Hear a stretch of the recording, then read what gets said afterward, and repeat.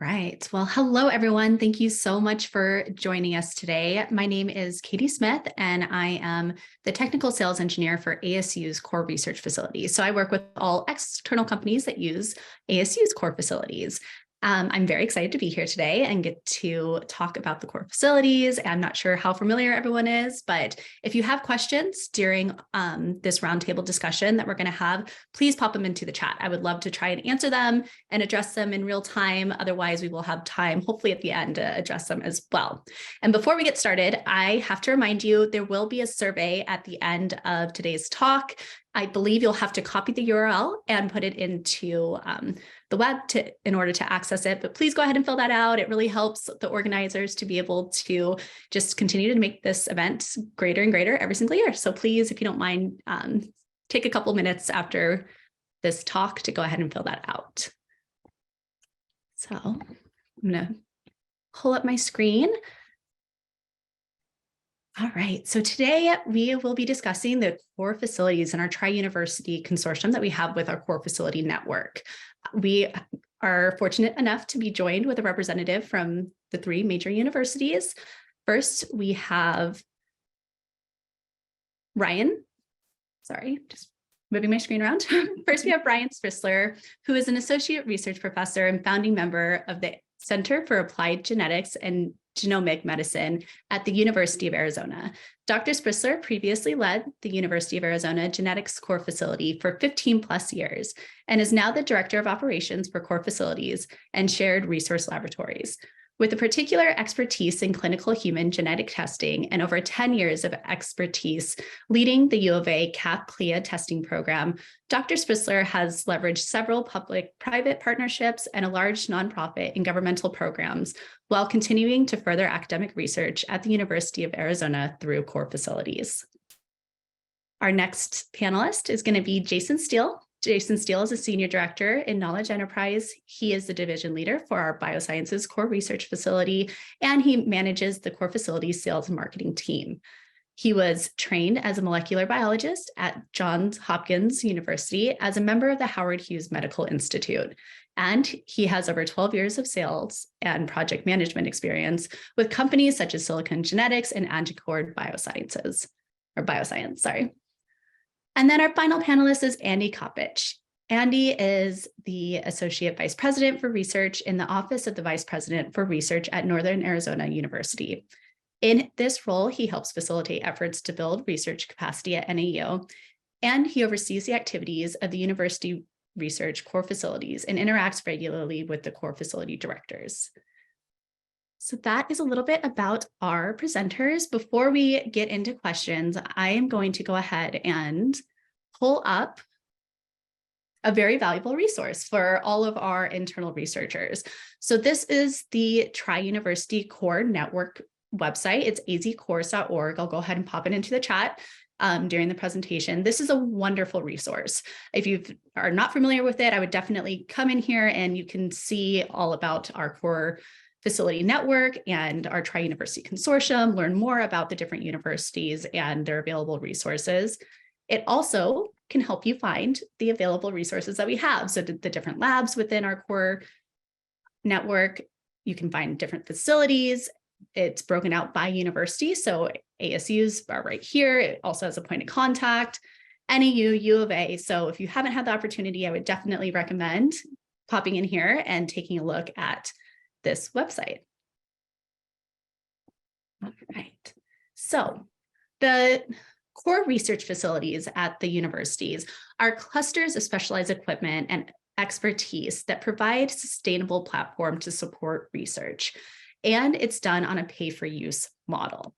So this allows researchers, internal researchers, to access a large amount of different equipment to enhance and enable their research. So to get started, I would love for our panelists to explain the Arizona Cores Network in a little bit more detail than I just gave and talk about the Tri-University Agreement behind it. So I will turn it over to Jason or Ryan if you want to start. Actually, Andy, is this one that you might want to address? I feel like you were sort of part of this initial executive committee to form this. Sure. Yeah, no, I can speak to that. Well, thanks, Katie. This is a great introduction, and I appreciate you directing everybody to the core page. It is a useful resource, and it's something that I think has been a really, I'm biased, of course, but I think it's been a great example of the three universities teaming up and working together on behalf of all of our researchers in the state. So yes, absolutely. So the CORS network is on the surface exactly as it sounds. It's an agreement between ASU, U of A, and NAU to act in concert with one another and to extend pricing reciprocity. So any faculty in any of the universities, we haven't, part of the main part of the agreement is that we extend internal pricing at all of the cores to anybody in that network. So if there's a core that you are interested in using that is at a different university, the price to you would be as it would be for people who are employed by that university. This was something that, Tom Colella is the oversees the cores at ASU, and I really have to give him credit. This has kind of been his baby all along. He and I and Noah Curtis at U of A all worked together initially to draft up agreements to engage in this process. And Ryan has since taken over for Noah. But in part, the agreement is just memorandum of understanding that extend those offers to each other, but also part and parcel to it is that the universities have purchased core facility management software or license to it that is shared across all of the three universities. And so iLab software is the software that I'm mentioning that the individual cores themselves use to schedule pricing and schedule time. And that's really at the root of the interface between the core facility network page that Katie showed and the operative stage, where if you start clicking on the cores in that page, you'll be eventually directed into that platform. And so we're working together in order to do that, which is a separate agreement.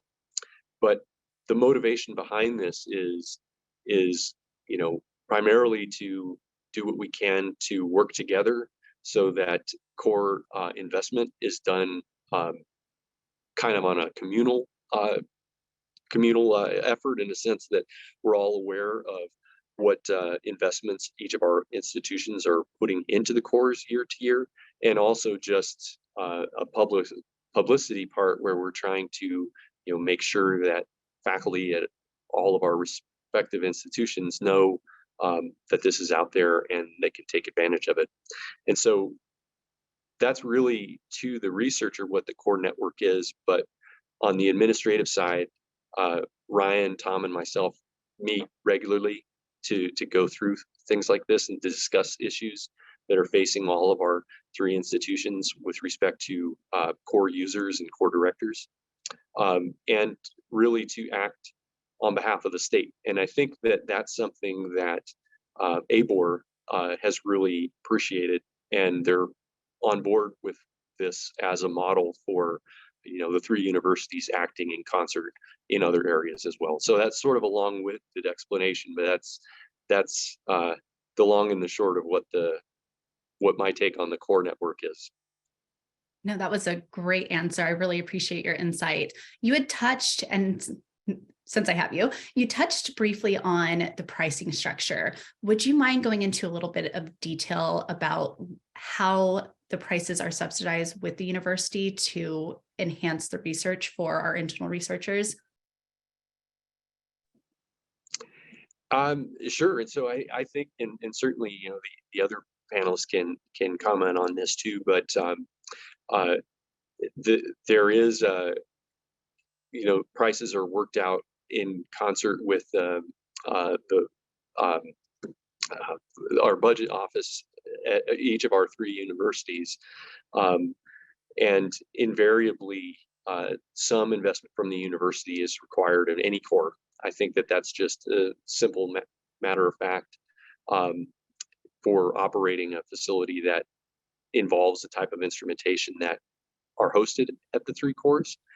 So the policies for that component of it are something, kind of case to case, core to core and institution to institution. But each core will develop internal rates that they give to their own employees, and external rates that would be faced outwards towards, companies or other entities that aren't necessarily connected to the universities themselves. The agreement itself is just a simple, handshake that says all faculty at all 3 universities are going to get internal rates. But those rates definitely do change case to case, and I defer to Jason and Ryan on more details on that from their end. But invariably, there is institutional investment that is a necessity. I'd say a necessity in order to make it a facility that, or core facilities, into a resource that all faculty can take advantage of. Sure. That's a great way to put it, Andy. I'll just piggyback off that a little bit and say that, the rate question is a bit of a moving target. So, and means different things to different people. We have internal rates versus external rates, but they're all nonprofit based. I think a common misconception about cores is that we're making a bunch of money. That is not the case. It is subsidized to drive research. And also, there's usually a big hit taken on instrumentation. And nowadays, as many researchers know, the tech cycle has been compressed. The same technologies and instruments that we used to be used for a decade now are 2-3 years is their life cycle, and then the next great instrument or microscope or genome sequencer comes out, and we have to kind of refresh that technology more often than we did in the past. And so rates are the startup cost for services in the labs is quite expensive, and that's usually the subsidized part of it. We have rate studies that we do on an annual or biannual basis. So if reagents become more expensive or less expensive, or we have some economy of scale that we're achieving, those rates can change year to year. But it's our business services office group will come in, do a rate study, and then they'll be approved by the financial services office of the university. So FSO will come in, approve that rate study, and then we'll kind of put it into process. But we do have a number of different rates, and this is one thing I always try to remind people who come to our facilities. We have oftentimes assisted and unassisted rates. So there may be a piece of equipment that you just want to rent time for. That's a different rate from having somebody drop off a sample and we just run it for you. I'm giving kind of various examples, but then we also have, and this is where iLab has been very, very handy. And I don't know if Andy and Jason would have the same experience, but it allows us to provide quoting and estimates. So if someone comes in with a project and there's multiple services, usually genetics is kind of I'll use that as an example, as that's my most experience, but sometimes you just want, here's a sample, I just want a sequence. Well, that's $10 or whatever. Okay, that's fine. But sometimes you want to come in and I want you to do extraction. I want you to extract the DNA, then sequence it, and then I want you to perform some data analysis. Okay, well, that's 3 different things. We can kind of put together an estimate, send that off through iLab, and the user can approve that. And they know how much they're getting into before they've kind of, they know how much to budget ahead of time. And then we also do things at the U of A, and I'll leave it to the other 2 panelists to comment further on how they handle this, but we do a lot of work with, let's say, startup companies or other or large research programs where there isn't an approved rate or a service that they specifically want. They're doing something custom, unique, maybe it's R&D or development, and we'll kind of do an ad hoc estimate, quote out a large project that's strictly just time and materials. We say, okay, we're going to have to buy these 5 kits. It'll take us, 40 hours of tech time to develop this protocol, and we'll work through it that way. But I guess, our goal, largely speaking with pricing, is to be within kind of what the market will bear to some extent. And so that's always a challenge for us, and always a challenge budgeting these services year to year. But just know that groups that do come to us are getting almost always, at the cheapest price possible, or at least a highly market competitive price.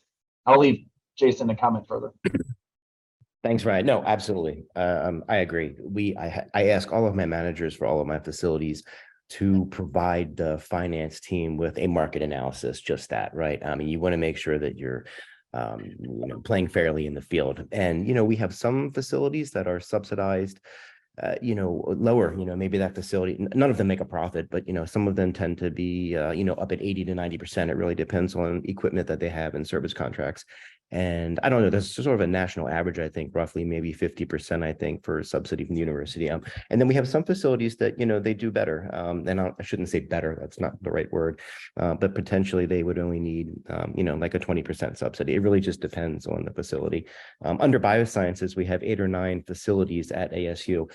And it's nice, I sort of that bird's eye view, and I tend to try to balance them, with one another when I can per year. I'll also comment on iLab. We often see now that we have groups that come to us, just like Ryan's saying, and, they want to do a single cell analysis, but they don't know what they're looking at first. So, for us, it's very important that my managers really understand what all of the rest of them are doing in their facilities. We'll have folks come to us and ask for a project, and I'll say, well, you might want to start in our microscopy facility and identify the cells. And then maybe you want to go over to flow cytometry and you want to sort these cells because you're doing a single cell experiment, and then go over to genomics and we can do the sequencing for you. And then maybe you want to confirm it on a mass spectrometer, right? So, iLab also is, sort of has that ability to, put those multitask facilities together as well. And then, yes, as you mentioned, capital equipment, that's difficult. Every year, capital equipment.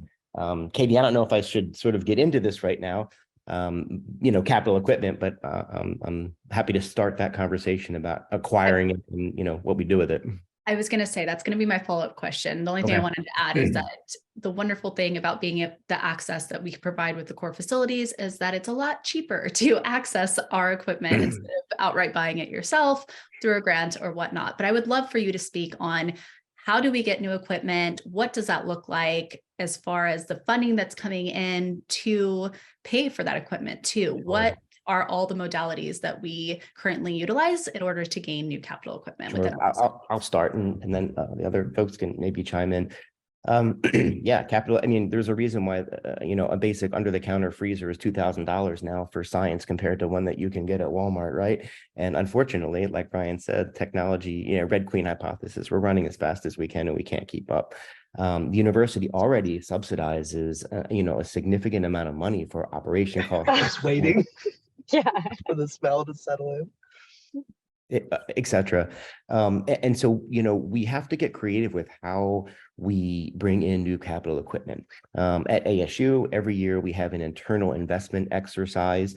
Now, at ASU, there are 6 major divisions of core facilities. I represent biosciences. We also have, semiconductors. We have machine shops, material sciences. They're all sort of a different division of ASU. Altogether, we're roughly 35 plus different facilities. And so when we do the ASU internal investment exercise every year, we're sort of competing against each other, and then there's, of course, an oversight committee that will ultimately decide the priorities, based on need and impact, et cetera. So, okay, I tell my team that we're not going to count on that, right? I mean, that's fantastic. If the university can, provide extra capital equipment or some, capital equipment that's, less than maybe $20,000 a year, fantastic. But I don't like to rely on that. I don't rely on that. And so we have to get creative the way that we bring in capital equipment. And so I'm proud to say that we have come up with a number of different ways. One of the ways, of course, is new faculty recruiting. The mindset for many investigators and younger faculty, and I don't mean by age, I mean starting their career, is this mindset of, shared space, being able to access, hundreds of millions of dollars worth of equipment and not put it into their individual laboratories and pay for service contract and repairs. So that mindset is shifting, that we see new faculty coming in, and that's fantastic. So I've spent years developing relationships now with the deans of, the college or School of Life Sciences or Fulton School of Engineering at ASU, whatever it's going to be. And oftentimes now, when they are faculty recruiting, they will send me an Excel file, and often I get to meet the candidates too, and a wish list of equipment anywhere that's $100 pipettes up to $1.5 million mass spectrometers. And that's fantastic. And so often, if we don't have that piece of equipment and there's a serious need for that, we can end up maybe splitting that, startup package that the faculty will bring in, perhaps the academic school, and then Knowledge Enterprises, who the core facilities report up to at ASU. And we can split it 3 ways, which is a very nice way of, getting in capital equipment there. Another way that we like to bring capital equipment is grants. So I'm really proud of my biosciences team. Last year, we wrote for and were awarded for over $1.8 million worth of grants that we brought in new capital equipment last year. We brought in a $600,000 MALDI with imaging for mass spec. We brought in a Lou Symphony flow cytometer. We brought in some histology equipment, et cetera. And so, I often encourage my managers, get involved with these investigators, write these grants, whether it's a SIG grant or a basic instrument grant. We keep a very close eye on when the NIH releases their supplemental grants. And if, NIDDK releases, a supplemental grant for $200,000, we're going to do a quick analytics search, and we're going to figure out who is funded by the NIDDK and approach him and say, hey, this is a 2-page supplemental grant that might get you $150,000 instrument. So, new faculty recruitment, we write grants for that. We have an internal investment exercise. And I'm missing something, but I'll back off now. I've talked too much, and maybe Ryan or Andy can answer that. Sure. So our U of A does pretty much the same thing. We're constantly applying for grants. We again had, and same, Jason, we've had I'm glad you pointed that out. We've had good success doing that, and we're trying to encourage more of that. We recently received a high-end instrumentation grant. It was a $2 million MRI instrument that we're getting in December. So this is took 5, maybe 3-4 tries or something like that, but eventually, they'll hit. And the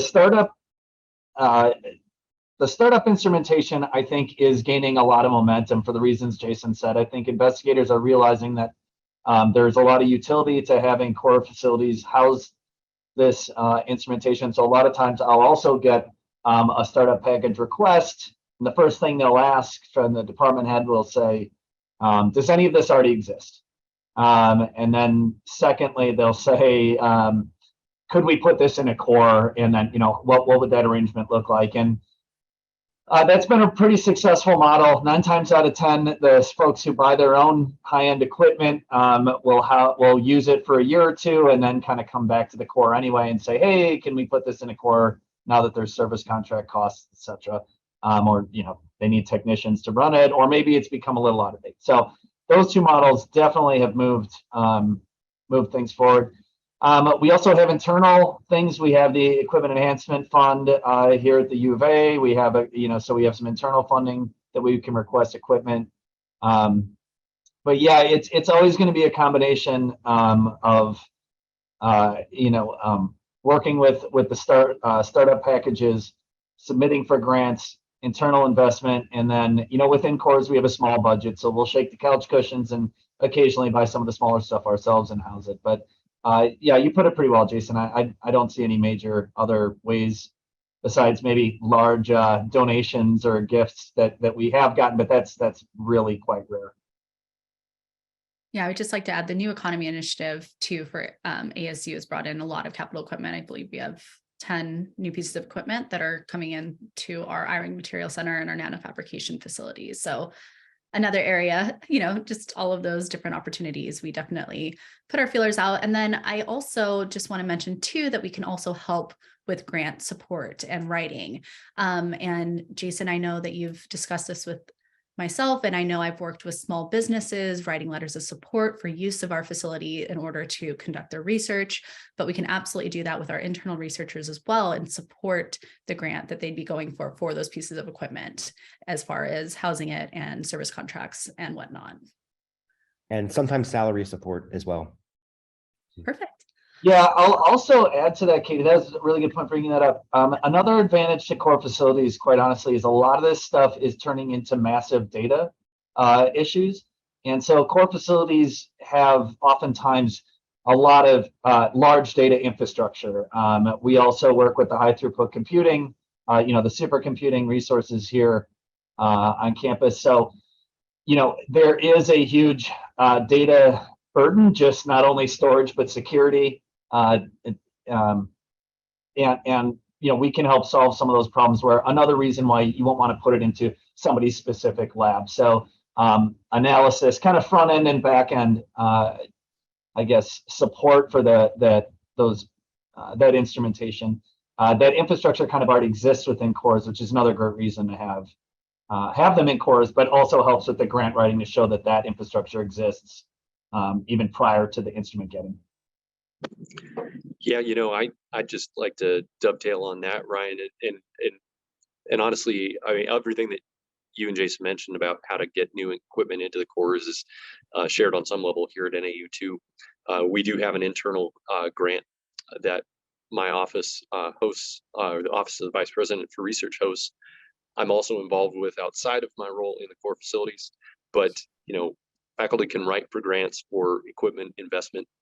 One of the things that we really like to see is a management plan for whatever that instrument is, and some people have a great management plan, but other people have not really thought very well about it. So like the cores have kind of they're set up very well to address calls like that, because they're just intrinsically have a very solid capacity for instrument management, with dedicated people and technicians, and rates that are already there to offset service contracts. So that's a real benefit of housing equipment in the cores. I agree entirely. Awesome. Thank you. One of the big things too, when we bring in new capital equipment, we also are looking at areas that it makes sense. What do our researchers need? Where are our gaps? And we really try and fill that within the core facilities. So I would love to talk a little bit about oversight committees and then our governance board that help dictate the direction that our facilities go in. Sure, I can start with that one. Yeah, one follow-up comment on the previous instrumentation issue. The other thing is Katie, you rightfully brought up state money, which is also available for instrumentation, and that's one thing. Going back to Andy, the tri-university agreement, kind of seeing this roll out in practice has been really neat. The three universities getting together and understanding we each have areas of expertise, we can kind of support each other through this, and showing that cooperation makes it easier to ask for state money for things that we each kind of specialize in, as opposed to putting everything redundantly in all three universities. This reciprocity through fees and rates allows us to kind of do that more efficiently, and we'll make that money go further, which again, ABOR and the state both appreciate. So, but shifting over to kind of our management and oversight plan, we have each core has what we call a FRAC. I think they're called something different at each of the three universities. Our FRACs is a Faculty Research Advisory Committee. Advisory and oversight, I think there's a little bit of a Venn diagram overlap there, but largely speaking, they're responsible for approving large instrumentation submissions and purchases. But they're mainly there to kind of guide the individual core directors and to say, here's areas of investment, here's what we do well, what we don't do well, can be a great sounding board. But I think their primary use is to give voice to the faculty and the usership of that specific core. And so if there's things that maybe the faculty think they can improve upon or doing well, we don't always have the "you're doing great" conversations. I think we need more of those, but it really gives voice to the faculty who use these facilities and helps them, I guess, drive the core in directions of where things are going. If again, going back to genetics, if all the faculty, if everyone is writing something that has a single cell sequencing component in it, and the genetics core doesn't have single cell sequencing, they need to know that, and that should come from the faculty or from the departments. So it's it really has been a great system, this FRAC for each core, and it's kind of a give and take. We then have a larger oversight committee that is our core advisory group, and that is, I would say, more of the 30,000-foot view. That is also made up of all faculty members, but they kind of advise strategic direction of the cores writ large. And so this can mean sometimes sunsetting a core that maybe is no longer useful technologies or services, or divesting or investing in other cores that are maybe areas of growth.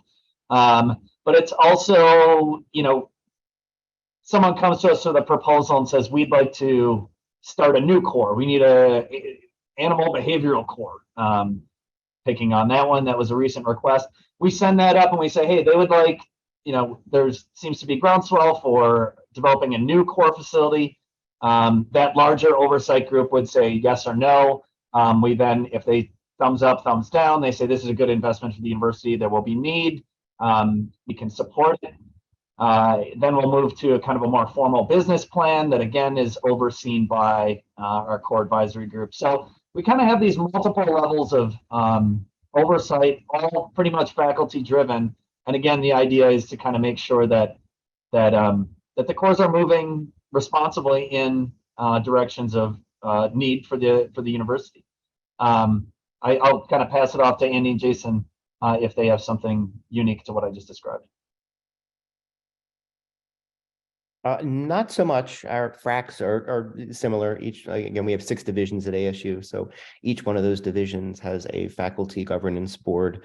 We meet quarterly. So we meet 4 times a year, where the division leaders like myself would present each of the facilities. This is usually made up of 10 to 12 faculty, junior faculty, all the way up to very senior faculty. They do 3-year rotations on the governance board. And then of course, and that's mostly for scientific steering. And, we bring forth just that idea of new facilities, whether or not we're going to consider something fundamental equipment or whether or not we need to support it. And then there is a sort of an executive oversight committee at ASU that, looks for the equipment purchases after the investment exercise. But yeah, in terms of the structure of that oversight, that's exactly what we do. And so it's nice. Not only does it give the faculty a voice in there, but I think that it sort of helps the managers of each facility get a little bit of on the ground applications that are up and coming that we can work on as well. To some extent, it also provides for the decision making of the individual cores. We have to have institutional buy-in, and so I think that's a big part of that, their responsibilities as well. Sorry, Andy. Oh no, I this is a great conversation. I was just going to comment that we have far less cores than either of your 2 institutions, but have a generally similar structure as well. We're in the process of actually kind of refreshing a couple of those committees for 2 of our cores, but the goal is exactly for the reasons that both of you mentioned, and it is a very valuable resource for the cores themselves, certainly, but even for the people that are overseeing the cores, like myself and others in the office here. I'll say one additional thing in that the governance boards that we have add a sense of legitimacy as well when it does come to, we have an incoming faculty that wants an instrument and capital, and that's going to, cost everybody $300,000. If we get sort of that buy-in from a 12-panel faculty that, this is something they want to go, all the burden doesn't, fall exactly on the core manager, whoever the division leader is for that facility too. So that's a little bit nice also. Wonderful. All right, so I know we have about 10 more minutes. So one thing that I absolutely love are examples and actionable takeaways. So I guess my question is twofold that I would like to discuss is I would love to have you talk about internal collaboration opportunities and what that looks like. And then also examples of cross-university research. So I know when I think of this, I think of our instrument design fab at ASU. We used to have glass blowing. We could no longer support that. So we weren't able to have that as part of our instrument design. But U of A has a fabulous glassblowing facility. So we're able to work with them whenever we have a researcher that needs glassblowing done. We just work with U of A, we send the request down to U of A, they do it for us, send it back. And it's a very wonderful opportunity for us to be able to still support the research at ASU, but we do it through our tri-university agreement. So I would love, additional examples there, and then just opportunities for internal collaboration and what that looks like. I can briefly start on that one, and thanks for bringing that up. And this is something that I think Ryan and I have discussed again and again, that we want to enhance. We want to enhance this relationship. There are always on the ground applications that you can only do locally, live cell imaging, things like that, basically, right? Flow cytometry. But for example, I use the genomics core. That's my background. ASU has not invested in either Illumina or PacBio's next gen sequencing for millions of dollars. And so our genomics facility works very closely with the AGI to polish and do PacBio sequencing. So oftentimes we're an Illumina sequencer, and we have local deals with other academics and TGen. So we outsource the deep sequencing, and we're much more application driven in the lab. But then oftentimes we, connect with AGI, and we send everything we can down for their PacBio sequencing. And so while I feel like there are many more of these potential collaborations, I don't have a lot of other great examples of them. So, I would like to hear that, and I would like that to be the future. Yeah, I wholeheartedly agree, Jason. And I think this is going to happen organically as, to be honest, U of A kind of builds out their College of Medicine Phoenix campus. Numerous programs are going in up in Phoenix that are on the U of A campus in Phoenix, and so they're not going to buy another $3 million MRI to do neuroimaging studies to put in Phoenix when you guys already have one. So these kinds of things, I think, Andy, you deserve a lot of credit for you were part of the original group kind of getting this tri-university agreement together. And I think it's still very new, but it's going to start bearing fruit really, really quickly here, as a lot of these that overlap geographically is just going to happen more, but also as we learn more about each other's capabilities, we're able to probably invest in areas of specialty as opposed to redundancy. So, and I think the microelectronics initiative, I think, is going to be a big one. NanoFab, a lot of that stuff is in your backyard up in Phoenix. And Andy, you guys are close up there too. I think that's naturally going to gravitate up there. A lot of the quantum development, I think, is kind of building out specific expertise down here in Tucson. I think there'll be kind of a natural bifurcation of those things. And again, there's going to be a lot of examples of this. And I think even just being on each other's radar more explicitly will allow us to kind of talk to each other more openly about, what we can help each other out with.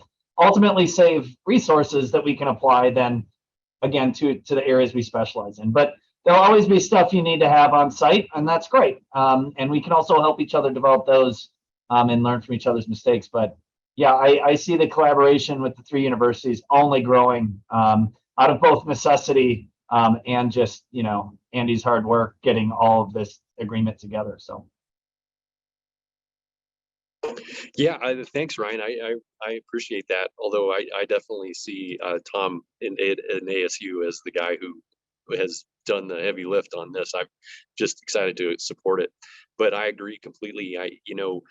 From my standpoint, it's very helpful just for to have an ability for the three institutions to talk about what types of investments they're considering and what types of facilities they're considering bringing on board, or what developments they're planning to do to those facilities. That definitely helps shape strategy on an institutional level. And on a more individual level, both U of A and ASU have been, great hosts to NAU researchers. I mean, we've taken robust advantage of cores at both facilities, and we try to return the favor wherever possible. the best example I'd say of that is that we have got a research greenhouse, because we've got good facilities, and we're in a big forest up here. And so, and there are researchers who study that both throughout the state. So we try to be good citizens to those folks too. But I'd say we're really in our infancy of, great examples of cross university utilization of the cores to this point. But I think that it's going to become more and more with time, and probably so commonplace down the future that we just won't even remember a time where it wasn't a concerted effort, that we're all acting together as one big state net-wide network, so to speak. So absolutely, that will allow research to grow within the state, which will be amazing. So I think, just kind of to piggyback off what you said, and kind of closing thoughts, I guess, since we're coming up on time, is that there's a lot of administrative people on this call. So when you are looking, or you're working with your faculty members, and you are considering new equipment, I would absolutely suggest reaching out to the cores and having a conversation with us, even before you do so. And we can talk about what that potential partnership could look like. Or again, we can see if it's at a different university, or, think of different opportunities. That way we can spend that money elsewhere on other initiatives. And then I think just the closing thought that I had is, just talking about our tri-university effort. I think you all articulated it perfectly, but really our mission and our goal is just to enhance research within the state. And we want to do that as a cohesive effort. We have so many amazing resources between the 3 universities. The more that we can figure out how to collaborate and be able to help our internal audiences understand that we have these resources available to all of the faculty members in the state, is going to be very beneficial. So I will allow time for questions. I think we literally have like 2 minutes. So if anyone has questions, please feel free to unmute yourself. You can pop it in the chat. We would love to answer any questions.